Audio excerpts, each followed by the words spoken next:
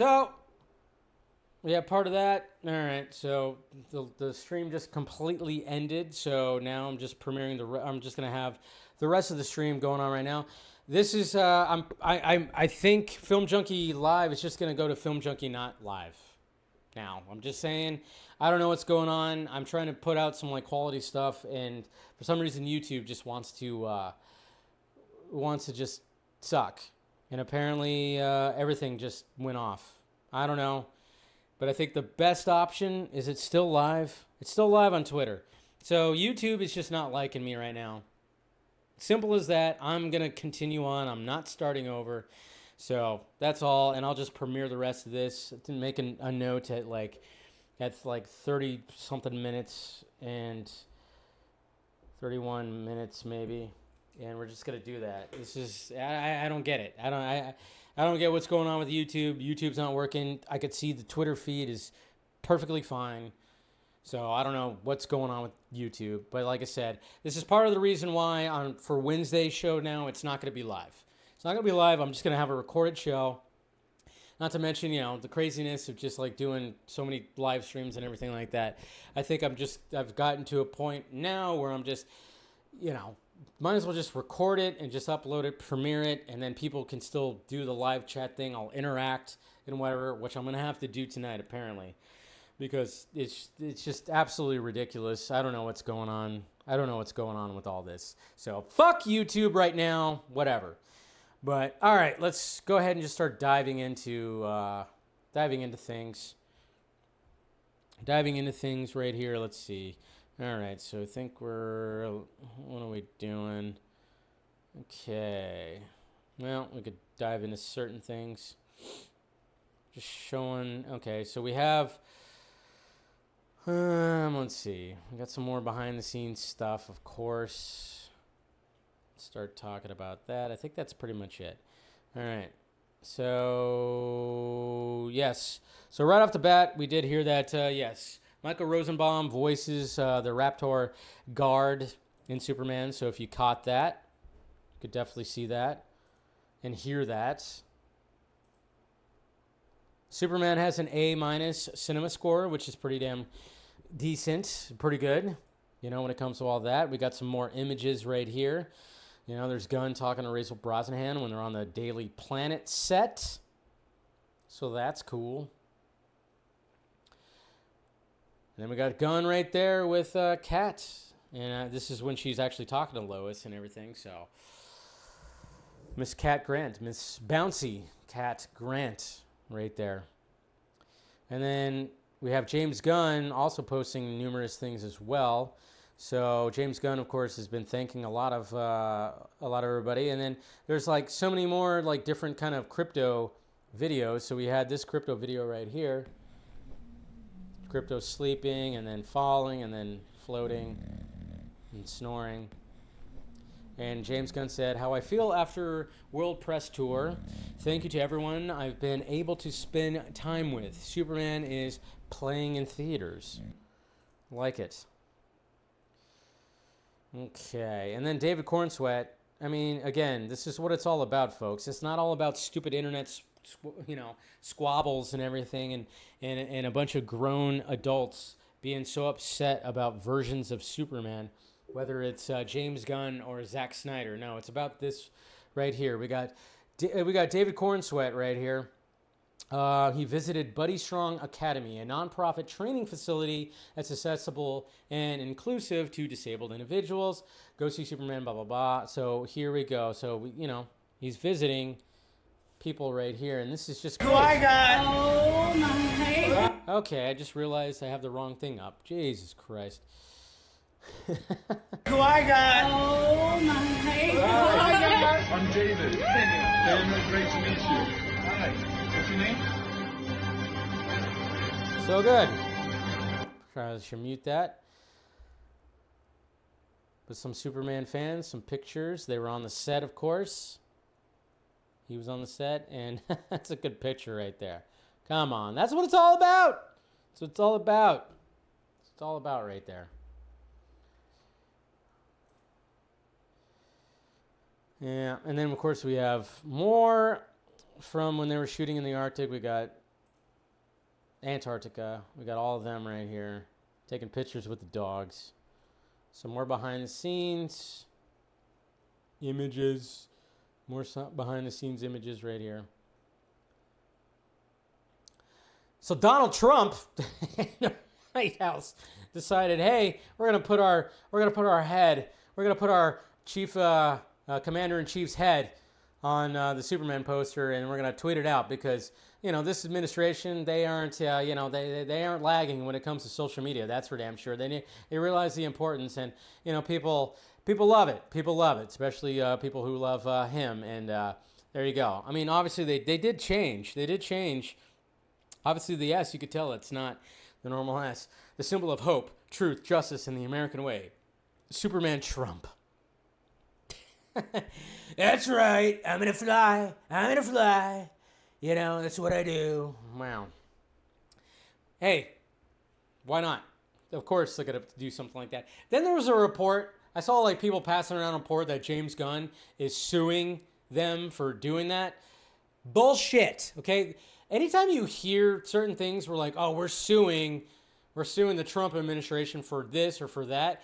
It's complete PR bullshit, or it's just flat out bullshit. Okay. It's so funny when I see that, and then I see people pass around and they go yeah, that's based, or yeah, that's, look at them go and everything. I'm like, no, that's not actually what happened, because they can't really when it comes to certain things and certain details, when it comes to copyright, you can actually do certain things.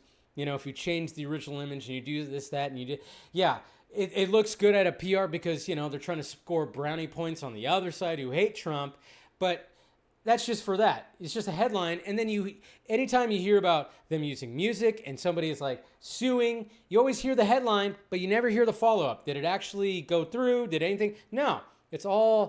Everything is bullshit, everybody. It's bullshit. Everything they put out there is bullshit. You gotta love it, right? Supergirl. Millie Alcock, that's right. We got to see her. Yeah, spoiler alert. Obviously, you guys already know that Supergirl is very much at the end of Superman. And, well, I mean, come on. The costume looked good. And then we're kind of wondering, all right, show the costume, release the costume. They didn't quite do that. They did the whole, let's do a behind-the-scenes thing instead. There she is, getting some makeup done, touched up. You can see the costume very much right there underneath the jacket. That, of course, is the jacket from Woman of Tomorrow. And her costume is even looking kind of messed up. That thing needs a wash for sure. But the skirt is there. The boots are there. Everything is there. And yes, her appearance in Superman, some people didn't like it. And I'm going, well, but if you're seeing the base, what it's based off of, it makes sense. It absolutely does. She comes in, she's drunk. I didn't like, the fact that Superman had to do this expositional dialogue to Robot 4 to basically talk about why she's going off on planets that have a red sun so she can get drunk and everything. But what I did like about it was the fact that she does look like, oh man, she might annoy me, but then hopefully she redeems herself when it comes to her movie. And then of course she gets Krypto, which he's pivotal to the story of Supergirl, Woman of Tomorrow. So she looks great. Cannot wait. All 3 times that I saw the movie, got a reaction. So that's good.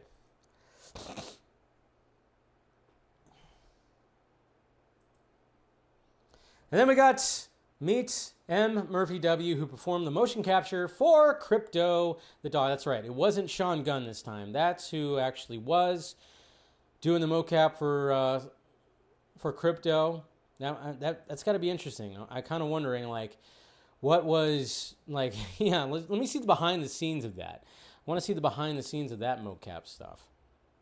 Pretty crazy. And what else we got when it comes to any kind of Superman and things? Okay. And then, of course, we're actually going to be talking about some Clayface stuff. And awesome, guys. The Real Outreach GoFundMe that was out there. I talked about it numerous times to get, kids who, can't just go to movies all the time. They were able to totally have a great experience. They posted this right here. Come on.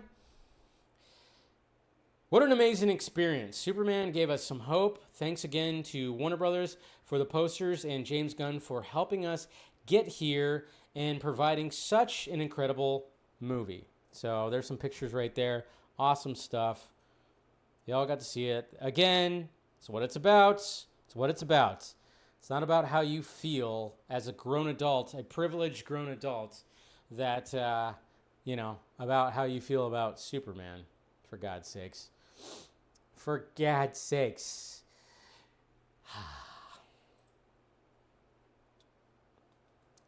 Okay, yeah. Lara Lorvan, part of House of L. We know who it is now. That's right, and that is Angela Sarafyan. That's right. And she decided, hey, well, now that the cat's out of the bag that I was playing Lara, why not post it on social media? And there she is. Oh, there she is. Nice little selfie showing the costume. She has got really pretty eyes. Really goddamn pretty eyes, I will say that. If you're kind of wondering, why do I recognize her? She was in Westworld. She was one of the robots in Westworld. And there's a chance you might have seen her without a lot of clothing on, for sure. And, a lot of people were just like, I remember there were some people that were going like, geez, why is she wearing all that? I mean, it looks very kind of weird and Star Wars-y and stuff like that. I'm like, yeah, I mean, I wish they would have just went for maybe something a little subtle like that. But they could have went with that kind of dress too, maybe. I don't know. Kind of just revealing the okay. Yeah. Something like that. They could have. They absolutely could have, but they didn't. Sadly, they did not. They did not. But it's okay. It's okay. And then we have another one. We have another one that James Gunn posted when it comes to crypto.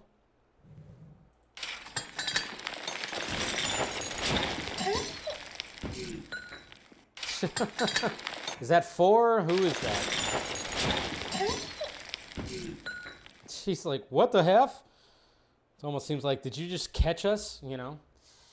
He's like, I like to be ripped apart by a dog. I don't know. Maybe I don't know. That's a little weird. That's a little weird, but okay. So that's pretty much it when it comes to other Superman stuff. And then let's see. Before we get into the box office and everything, where I just saw it. Where was it? Come on. It just disappeared. Okay, cool. Oh, there it is. All right. All right. So before we do that, before we start diving into the box office, let's see. Well, I guess we should just dive into the box office. We just dive in the box office right now. Why not? I'm not fully live, of course, because, I don't know, YouTube just hates me for some reason. All right, let's talk about that Superman box office, okay? Now, depending on who you are, follow or pay attention to or whatever the hell, depending on who that is, hey, guess what? They either think it's a flop or it's a great success. It's like one of the two. And I'll just say, if you think it's a great success, you're stupid. If you think it's a flop, you're also stupid. I'm just going to go out and say that right there.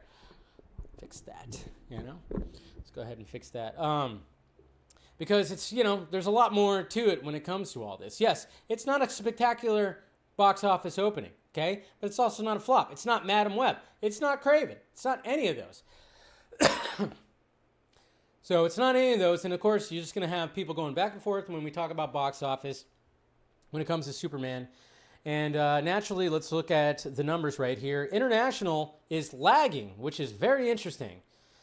125 million domestic, 95 million international. So a total of $220 million. Very interesting that the international is not really gathered its footing. Not even in China is it really doing all that well. It's kind of interesting. I'm like going, all right, are they doing like a little rollout thing when it comes to international? I don't know. We'll see if the international numbers start going up. Kind of interesting that Superman, the international numbers are low like that. I was kind of surprised. But yes, it's by no means a spectacular opening. It's a decent opening. It's good. Okay. And they're happy about it. And Okay, that's good. So now we got to start looking at the numbers. We got to start looking at the numbers, and of course, everybody's comparing this Superman to, of course, Man of Steel. They're looking at it at Man of Steel because obviously Snyder fans, gun fans, they're going to do the comparisons, they're going to do all that and everything. So I, crunched some numbers. I was looking at the numbers and crunching them and doing the thing that, and I was looking at basically, I was going, all right, let's look at the 4 Superman movies. The 4 single Superman movies, okay? We're talking about Superman 78.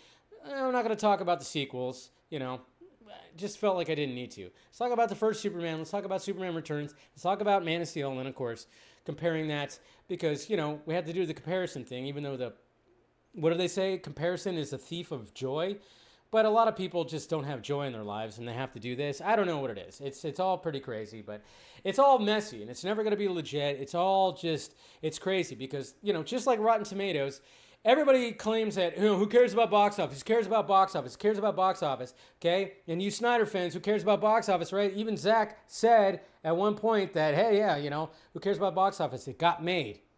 But of course, again, if you want to utilize the box office, just like utilizing Rotten Tomatoes, if I could utilize it to throw more hate at something I don't like, then by all means, I'm gonna do it. And then of course, it's not relevant until you're using it. If it's a positive reaction on Rotten Tomatoes or a positive box office, then all of a sudden I'm gonna use it to deflect and defend and blah blah blah. But everybody always goes like, everybody's just a fucking hypocrite. It's what it is. We're all just fucking hypocrites when it comes to this stuff. So, when it comes to, everything, obviously there's a lot of things that have to be incorporated when it comes to the box office. Now, looking at this $220 million box office, but we could look at the domestic number of $125 million. Now, if you go, of course, compare it to the Man of Steel box office that came out in 2013, that box office was $116.6 million. And of course, dummy gun fans right there would be like, look at that. I'm like, no, you can't do that. You can't exactly do that. You really can't do that. Because if you were to add the 2025 inflation, because yes, sadly, there's been plenty of inflation that's happened in the last 12 years. And if you actually do that and you use the labor statistics CPI inflation calculator, you come up with the number of $149.5 million. Now, there's other things that happen as well when it comes to the box office, and we're talking about, other things that have to do with it, like Thursday night showings. Obviously, the Thursday night showings different than what they were, different now than what they were back in 2013. I remember I saw a Thursday, I had like the Walmart early access thing or whatever the hell. It was just different. Everything was different. But, so if we were going to look at it, we're going to look at dollars of Man of Steel back in 2013, according to this, what I'm seeing, but of course there's varying things. It could even get up to like 160 million or whatever the hell. But I'm just saying that yes, when it comes to box office, Man of Steel domestically definitely performed better. More tickets were sold, okay? So we have that. And then of course you want to look at the total entire box office. Obviously, Man of Steel made $668 million. Total worldwide. That was the entire box office run, which was definitely not a flop. And so then a lot of people are like, okay, well, is it going to have to exceed that? Well, if you, again, add the inflation, that entire box office run is $156.7 million. So I don't think the new Superman's going to actually get to that point. I just don't think that's actually going to get to that point. No, I don't. So, of course, there's a dick measuring contest right there. And yes, I know that these diehard Snyder fans that absolutely hate what's going on here and look down upon people for liking a new Superman movie, they're going to be obviously throwing all that. My mentions were a goddamn mess when I stirred the pot a little bit because, you had people spending money on digital billboards to make a point, and I don't know what the point was made because all I saw was the podcast that this certain individual has. His logo was absolutely huge, which I'm going, oh, that's why you did it. You wanted your podcast logo on it and being big and huge. It wasn't really about Henry or Zach. It was about your podcast, okay? The narcissism is fucking palpable right there when it comes to that. 100%. And it's absolutely ridiculous. Just grown men doing all that. I'm sure Henry Cavill was sitting there waiting like, gee, what are the numbers when it comes to the trending event for when Superman comes out? Am I getting my job back? Am I getting my job back? No, Henry Cavill doesn't actually care. He's just like, I'm doing my own thing. I have now a child and everything like that. I'm sure if he caught wind of it, he was like, oh, that's pretty flattering. People still like my Superman, which they do. Sure, that's that. Maybe he looked at it like that. So at least you have that there, guys. Good job. That money could have went to just AFSP or something else, but whatever. Digital thing, make it a point. You gotta have your voices heard. Because you think very highly of yourself. But okay. Now, if we're looking at Superman Returns, I was looking at Superman Returns also when it came to box office. And that opening weekend, when it came to Superman Returns, opening weekend, it actually domestically made $52.5 million. You obviously adjusted for inflation, it would have been 83.7. So would have been that. And that entire box office run, that's just where you start going, oh yeah, people just didn't really care for a Superman movie back in 2006 because it did make $391 million. And of course, if you were to adjust that, that would be $623.2 million in nowadays. But if you look at the gap between Superman Returns and Man of Steel, which is about 7 years, I mean, I'm sure there was some inflation, but at the same time, it's like Man of Steel almost made twice as much because obviously during that time in 2013, people were like, coming off of Dark Knight, and when they were hearing that Christopher Nolan was producing a new Superman movie and it was going to be more grounded and taking that approach, people flocked to it, just the way it was. Back in 2013, people were wanting more of those types of movies, and then, of course, this is before Marvel Studios was really booming, so naturally it was just like, Jesus Christ, and then, of course, Warner Brothers and DC just went buck wild. But it all really doesn't matter, guys, because anytime, when it comes to these crazy little, stupid little debates and everything and these squabbles that happen online when it comes to box office, does anybody realize that the ultimate GOAT is Superman 78? Donner's Superman is the GOAT, and it's probably never going to be defeated because Superman 78 made $300.5 million in 1978. So if you add the 2025 inflation, guess what that leads to? 1.4 to 1.5 billion fucking dollars. And it's funny because nobody's gonna, you don't want to reference that. You don't want to reference that, right? You really don't. But of course, it's all about Man of Steel. It's all about James Gunn versus Zack Snyder, which is kind of crazy. But another number that, if we're going to be, because naturally we're all going to do the inflation numbers, right? We're all going to do the inflation numbers. So does that mean we got to inflate the production budgets? Uh-oh. We got to start inflating the production budgets? Should we actually do that? Should we get that detailed when it comes to this whole back and forth? Should we get to that detail? That's what I kind of wonder. I'm like, okay, so wait, if we're going to do that, we might as well inflate those budgets, right? Because obviously we know that this Superman cost 200 to 225 million. It went from 225 million and then it went down to 200. I'm going to still stick with the 225 million, to be honest. And again, obviously the reported production budgets for all these movies, they're always going to sell them. So it probably was more. You could probably tack on 40, 50 more million. I don't know. Who knows? But we'll never know, right?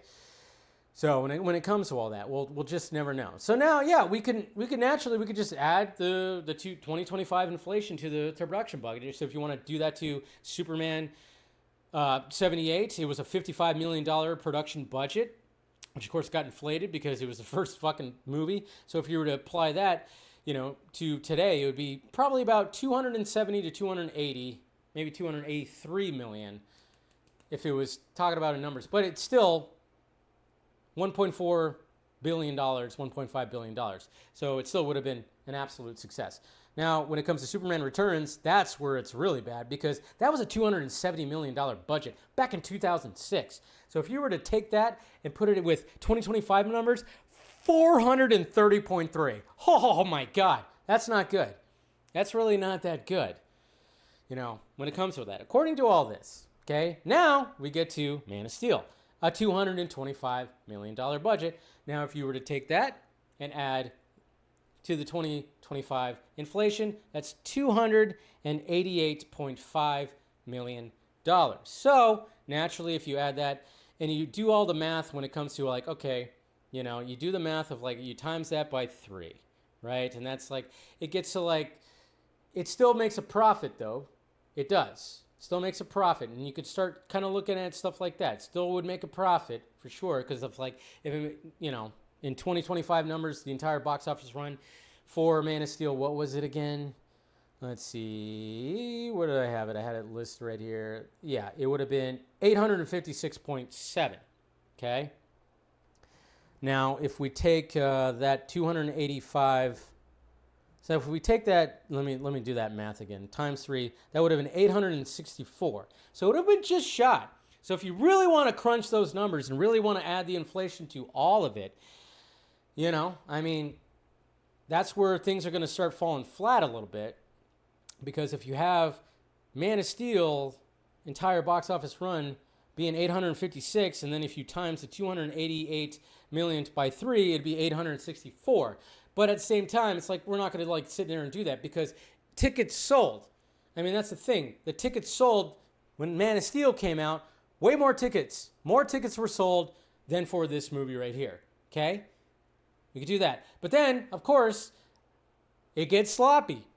Because, yeah, you could just start looking at numbers and everything and look at tickets sold, and then people will have their victory like, hey, they sold more tickets. Sure. But at the same time, then you could start looking at, well, look at the ticket prices, average ticket prices. Look at the luxury theaters. Look at this. Look at that. There's a lot of factors, too, that we can also as well. Bottom line. The bottom line when it comes to all this, guys, is shut the fuck up. That's basically where I'm getting at. It's like, shut up about this, okay? This is not a flop, and this is not a spectacular successful opening, okay? It isn't. It just isn't. It's a decent opening. It's a good opening, and it's an opening enough to show you that the DCU is not going anywhere, that they are not going to be pulling the plug. There's nothing. It was good enough, and I don't know where it's going to end up landing.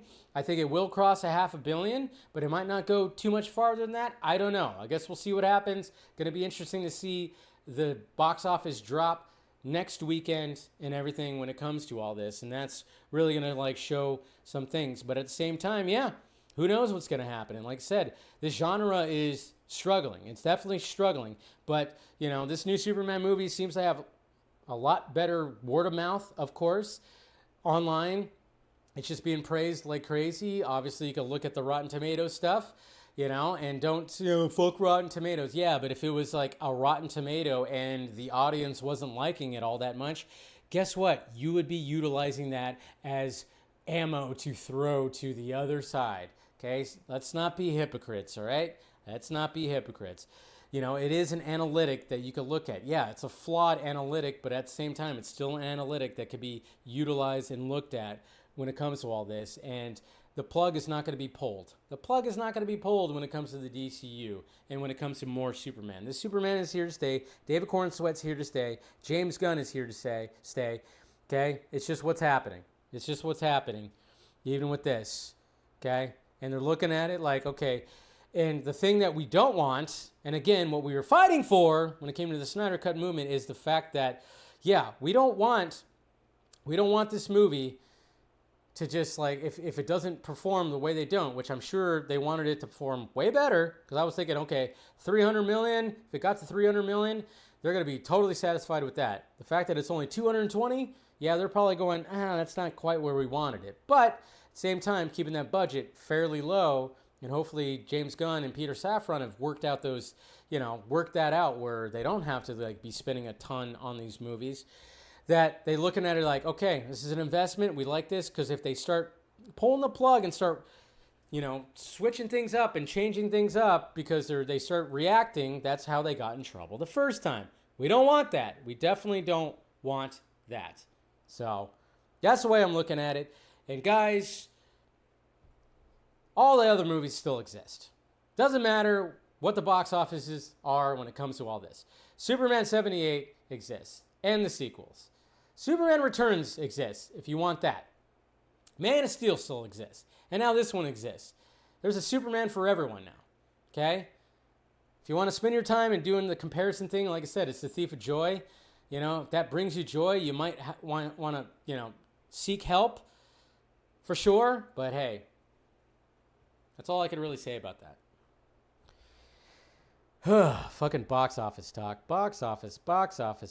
You guys want to see a very funny Superman review that a lot of people are passing around that was on Letterboxd? And yeah, it's just one of those where you kind of go, yeah, this guy knew exactly what he was doing. He absolutely knew exactly what he was doing. Hold on, let me pull my thing back up here. This is pretty funny. Oh my God, call me Gal Gadot the way I don't know how to act right now. 5 stars. That's, I mean, you know, I have nothing against Gal Gadot, but funny. It is funny. Calais, no. Oh boy. All right, and last but certainly not least, we got to talk about this. Let's talk about Clayface and get some details when it comes to Clayface. And we got Nexus Point News right here that dropped an article because, you know, now that Superman's out, now we got to start looking forward. We got to look forward to what's going to be coming out, and Clayface is right there. It's about ready to kick into production, and I was kind of curious, like, who's actually going to be Clayface? What's happening? Ooh, still fighting a little bit of residuals from that bug, man. So, yeah, clear the throat. And I'm very much looking forward to this. Obviously, you guys know that Feet of Clay is like one of my favorite Batman the Animated Series episodes, 2-parter. A lot in there. Matt Flanagan, you got to love that. So, let's check this out. Exclusive, what we know about DC Studios' Clayface. DC Studios' Clayface is set to be the 3rd feature and blah, blah, blah. Clayface was originally conceived. Of course, they have to do a recap. Following lengthy casting, blah, blah, blah. We already know that. Okay, now we get to the nitty-gritty. Like I said, sometimes it takes the 3rd or 4th paragraph to actually get to it because, you know, just the way the format is.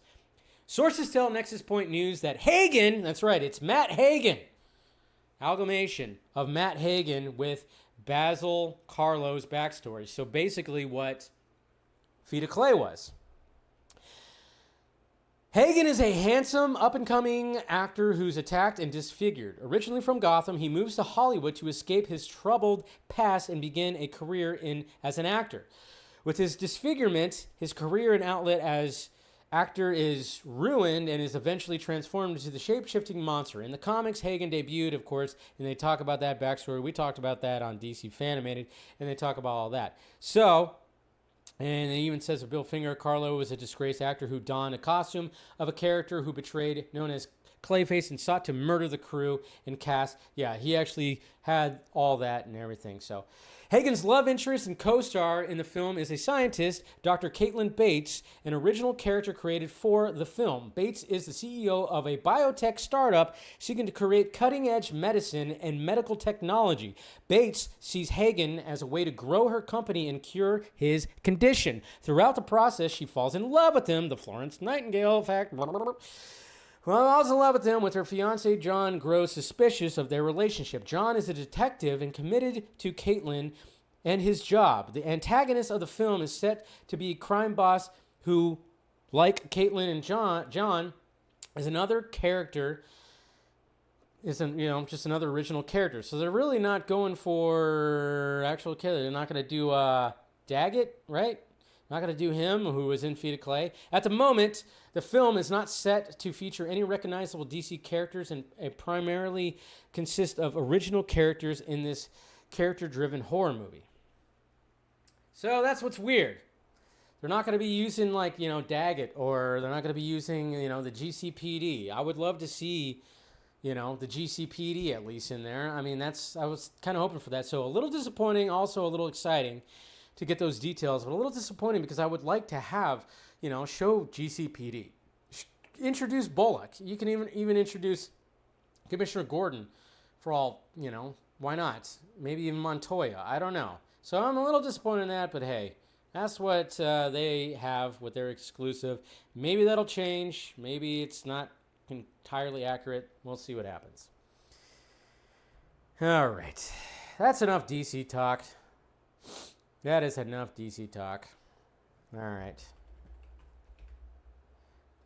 I'm doing this whole Film Junkie Not So Live. It's weird because it's lonely, kind of. It's kind of lonely, but at the same time, madness in the chat is not as distracting. Again, apologize for the fact that. Well, I'm still watching. I wonder if anybody's even commenting. I forget that I'm still on Twitter. Not seeing anybody commenting on Twitter. Oh yeah, we got Josh G that says we lost Dave again. So we got somebody watching. But like I said, I don't know what's going on with YouTube, but Twitter is still very much working well.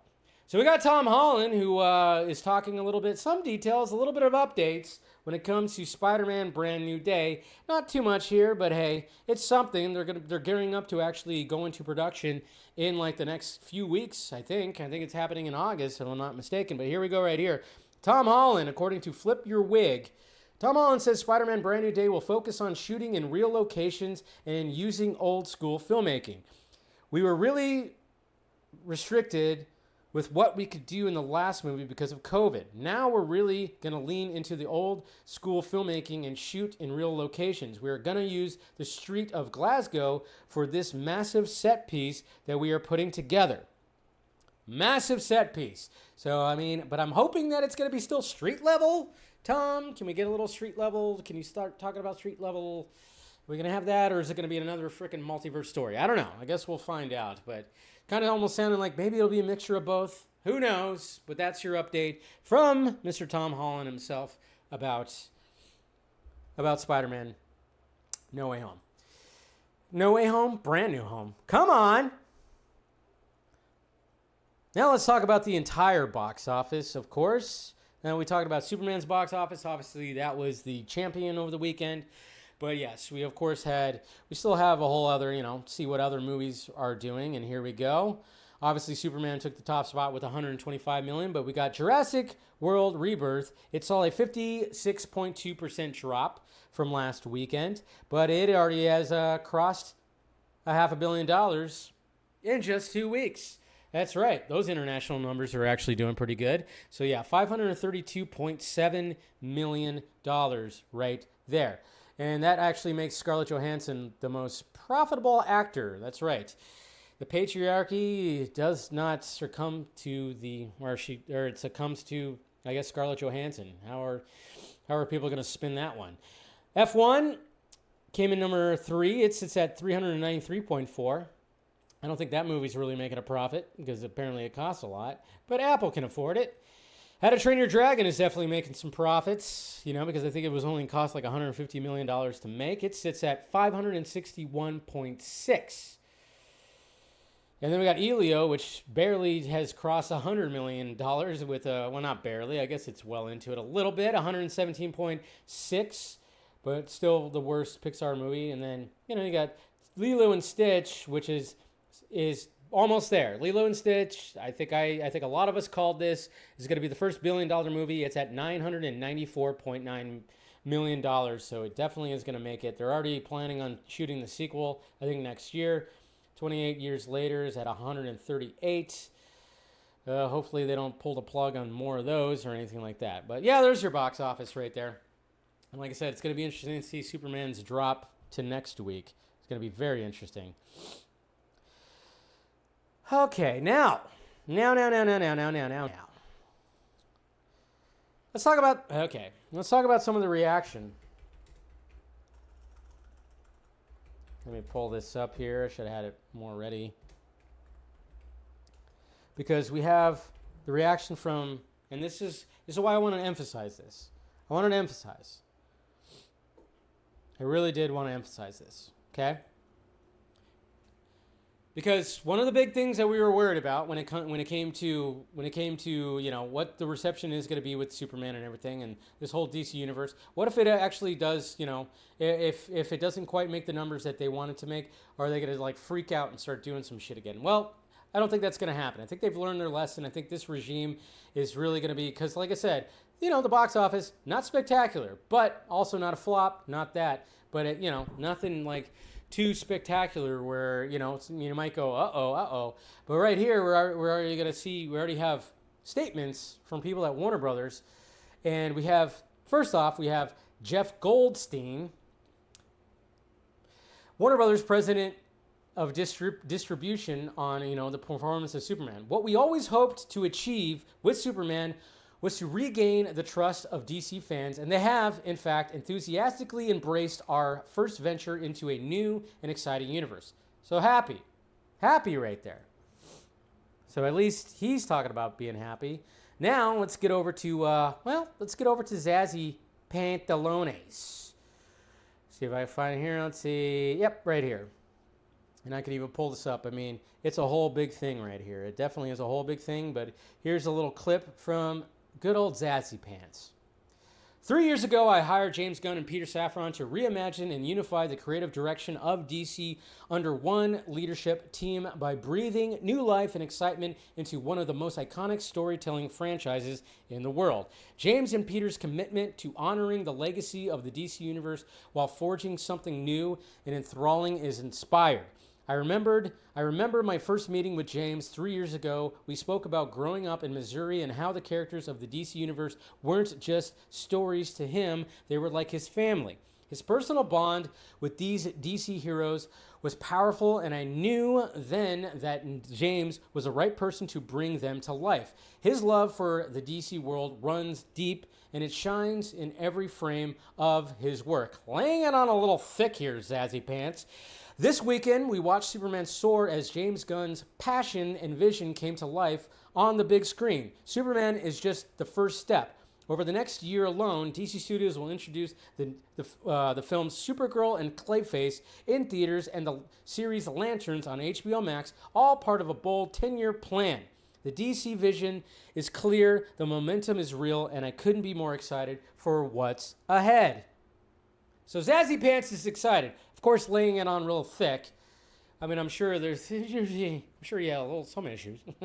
But, it's just kind of funny when you read that. You're like, yeah, you're laying it on a little thick there, bud. But, of course, they have to do that. Got to put on your best face and do all that. But what I'm talking about when it comes to this is the fact that there's not going to be any pumping of the brakes. There's not going to be any retooling. There's not going to be any of that. This movie doesn't make $500 million. They're not going to fucking go, well, we got to pull the plug on everything. They're not going to do that. They're forging forward. It's not going anywhere. So there's that. Okay?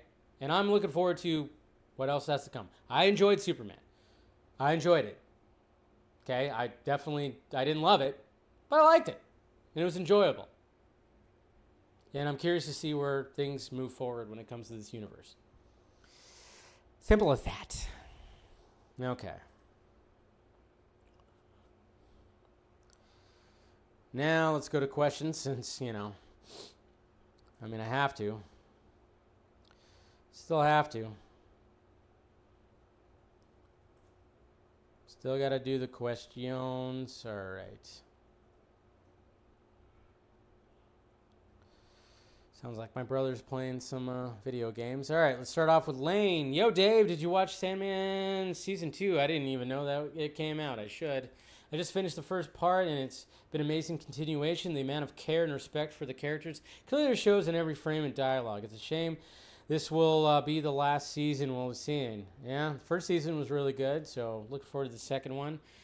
Eric, hey Dave, since we're talking spoilers and I've been spoiled by the sock meds, with Man of Steel, real Superman fans complained about how the film treated Pa Kent. But with this film's treatment of Jor-El, doesn't matter. It's about Supes being right. Make it make sense. Man, who cares? That's all I can say is, who cares? I do like I like the Jor-El and Lara message being like that. When I actually heard about that before I saw it, I got it spoiled for me. But I was curious, and I was like, I kind of like that. I actually kind of like that because it actually works with the story very, very well. And I like the ending of Superman.